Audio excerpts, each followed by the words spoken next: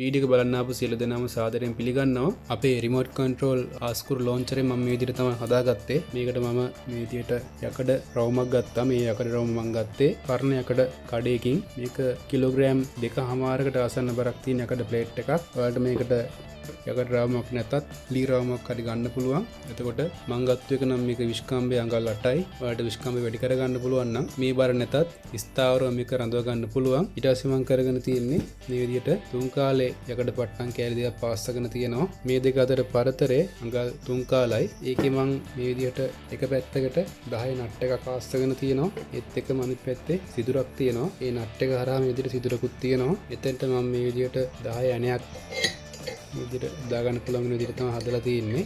ඊට පස්සේ මේ විදිහට තුන් කාලේ බොක්ස් බාර් කෑල්ලක් අරන් තියෙනවා. ඒකේ මේ හරිය මං ඉදාලා තියෙන්නේ ඩොට් බෝඩ් කෑල්ලක් මේ හරියට තියලා අලවලා තියෙන්නේ. ඊට පස්සේ මං කෙලවර මේ විදිහට ආනතව කපාගෙන තියෙනවා. ඊට පස්සේ මේකේ මේ 2.5 මිලිමීටර් වයර් එකක් මේ යන්නේ. මේ වයර් එක මේ විදිහට මේ කෙලවර දක්වාම තියාගන්න ඕනේ. ඊට පස්සේ කෙලවරේ ඉඳන් අඟල් 3ක් විතර උඩට ගියාට පස්සේ එතන මං 10 නට් ඇන් බෝල්ට් එක දාගන්න පුළුවන් සයිස් එකේ සිදුරක් මේ විදිහට දෙපැත්තට එන විදිහට ඉදගෙන තියෙනවා. ඒත් එක්ක මේ වයර් එක මං කේබල් ටයි වලින් බැඳලා මේ ටේප් කරලා තියෙන්නේ. මෙතන මේ විදිහට මේ ඩොට් බෝඩ් එකට පොඩ්ඩක් දික් වෙන විදිහට මේක අරගෙන තියෙනවා.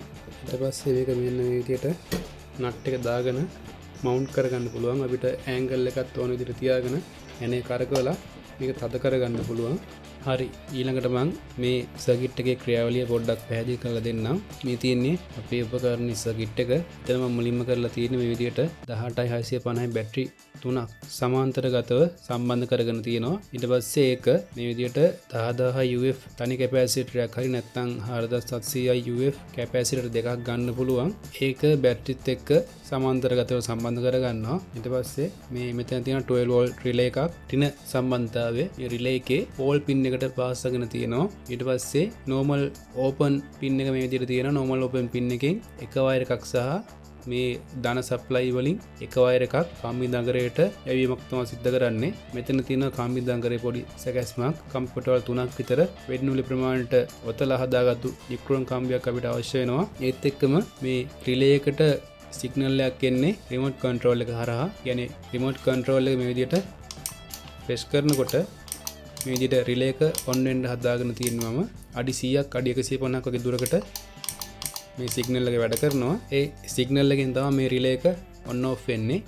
රිලේ එක ඔන් ඔෆ් වෙනකොට මේ නෙගටිව් සම්බන්ධතාවය මේ රිලේ එක හරහා එකට වීමක් වෙලා කාම්බි දඟරයට යානු සප්ලයි එක නිසා කාම්බි දඟරේ රත් වෙලා තමයි වෙඩ් නූල පත්තු වෙන්නේ. ඉතින් මේ රිමෝට් සර්කිට් එක මම ඔයාලට මේ විදිහට පෙන්ලා තියෙනවා. රිමෝට් සර්කිට් එකට මේ විදිහට 18650 බැටරි දෙකකින් බූස්ට් කරලා වෝල්ට් 12ක් හදලා තමයි සප්ලයි දීලා තියෙන්නේ. මේක නැතත් ඔයාලට පුළුවන් මේ විදිහට 18650 බැටරියක් අරගෙන ඒකට ස්විච් එකක් අරගෙන මේ ස්විච් එකේ වයර් එක ටිකක් දිගට අරගෙන සාමාන්‍ය අඩි 10ක් 12ක් වගේ දිගට අරගෙන මේ රිලේ එකට සිග්නල් එකක් දෙන්න පුළුවන්.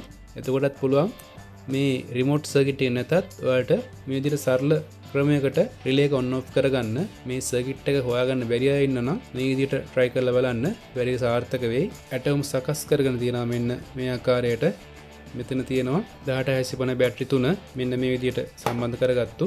ඒ වගේ ධන සප්ලයි තුනම එකට සම්බන්ධ කරගත්තා. ඍණ සප්ලයි තුනම එකට සම්බන්ධ කරගත්තා. ඊට පස්සේ මෙතන 10000 UF කැපැසිටර් එක තියෙනවා. කැපැසිටර් එකේ ඍණාග්‍රේට බැටරි වල ඍණාග්‍රේ සම්බන්ධ කරගත්තා. කැපැසිටර් එකේ ධනාග්‍රේට බැටරි වල ධනාග්‍රේ සම්බන්ධ කරගත්තා. පස්සේ ඒ ධනාග්‍රය කෙලින්ම කොයිල් එකට යන හින්දා මම මේ විදිහට කනෙක්ටිං බාර් කොටසකට සම්බන්ධ කරගත්තා. ඊට පස්සේ කැපැසිටර් එකේ ඍණාග්‍රය එහෙම නැත්නම් බැටරි වල ඍණාග්‍රය මේ විදිහට රිලේ එකේ පෝල් කොටසට සම්බන්ධ කරගෙන තියෙනවා. ඊට පස්සේ normal open පින් එකේ මේ විදිහට ඍණ සප්ලයි එක අරගෙන මේ විදිහට කනෙක්ටිං බාර් එකට සම්බන්ධ කරගෙන තියෙනවා. රිලේ එකට සිග්නල් එන්නේ මෙන්න මේ සර්කිට් එක හරහා. මේ සර්කිට් එක පොඩි සෙල්ලංකාර එක්ක සර්කිට් එකක්. ඒකේ රිමෝට් එකෙන් තමයි මම මේ සිග්නල් එක දෙන්න හදාගෙන තියෙන්නේ. මේක සාමාන්‍ය අඩි 100ක් 150ක් දුරකට සිග්නල් එක වදිනවා. ඒකට මම සප්ලයි දීලා තියෙන්නේ මේ විදිහට බූස්ට් කන්වර්ටර් එකකින්. ඊට පස්සේ බූස්ට් කන්වර්ටර් එකට මේ විදිහට 18650 බැටරි දෙකකින් තමයි සප්ලයි දීලා තියෙන්නේ. මෙතන ලැබෙන 3.6ක ප්‍රමාණි වෝල්ටේජ් එක මේකේ වෝල්ට් 12ක් කරලා තමයි මේකට සප්ලයි දීලා තියෙන්නේ. ඒ විදිහට තමයි එතන සර්කිට් එක හදාගෙන තියෙන්නේ. මේ සියල්ලම මම මේ විදිහට 12 වෝල්ට් ඇම්පියර් 7 බැටරියක් කපාගෙන ඒකේ ඊයන් කොටස් ටික අයින් කරගෙන මේ විදිහට ඒක කේසින් එකක් විදිහට පාවිච්චි කරලා තියෙනවා. මේකේ කම්බි දඟරේ විදිහට මේ විදිහට නික්‍රොම් කම්බියක් තමයි මම පාවිච්චි කරන්නේ. මේක විශේෂිත වූ කම්බියක්. අපිට මේ නික්‍රොම් කම්බිය ඉලෙක්ට්‍රොනික බඩු තියෙන ෂොප් වලින් මිලදී ගන්න පුළුවන්. පොඩි මුදලක් වෙන්නේ. එහෙම නැත්නම් ඔයාලට පුළුවන් පරණ හීටර් කොයිල් එකක් මේකට පාවිච්චි කරන්න. ඒකත් මේ වැඩේට සාර්ථකයි.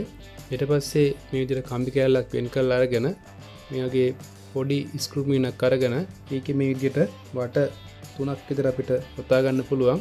කම්බිය ඔතා ගන්නකොට මේ කම්බි පොටවල් එකට එක ගෑවෙන්නේ නැති වෙන විදිහට තමයි ඔතා ගන්න ඕනේ. ඊට පස්සේ එහෙම සකස් කරගත්තු මේ කම්බි දංගරය මම තාවකාලිකව මේ කනෙක්ටිං බාර් එකට සම්බන්ධ කරගත්තා. ඊට පස්සේ මම මේකේ ස්විච් එක ඔන් කරගෙන බලනවා මේ විදිහට. ඔයාලට පේනවා ඇති. මේ විදිහට තමයි කම්බිය රත් වෙන්නේ. ඊට පස්සේ කම්බිය මෙන්න මේ උඩ මේ තියෙන්නේ 3 කාලේ බොක්ස් බාර් එක. බොක්ස් බාර් එකේ මේ උඩ කෙළවරට එන වයර් දෙකට මේ දුරස්ස තියෙන විදිහට සම්බන්ධ කරගන්න ඕනේ. ඊට පස්සේ නික්‍රොම් කම්බිය මේ විදිහට අපිට සම්බන්ධ කරගන්න පුළුවන්. වැඩ ටික ඉවර කරගෙන මේ පහළ වයර් දෙක මෙන්න මෙතෙන්ට සම්බන්ධ කරගන්න ඕනේ. ඊට පස්සේ අපිට තියෙන්නේ මෙන්න මේ හරියෙන් ආස්කූරක් රඳවගෙන ස්විච් එක ඔබන්න විතරයි. කෙලින්ම ආස්කූර අහසට යනවා. හරි. ඊට පස්සේ ආස්කූර වෙඩ්නූල මේ විදිහට මේ කොයිල් දඟරේ හරහා දාගන්න ඕනේ. දාගෙන මම මේ විදිහට වයර් දෙකක් සම්බන්ධ කරගෙන තියෙනවා. ඊට පස්සේ අපිට තියෙන්නේ මේක රිමෝට් කන්ට්‍රෝල් එකෙන් යවන එක විතරයි.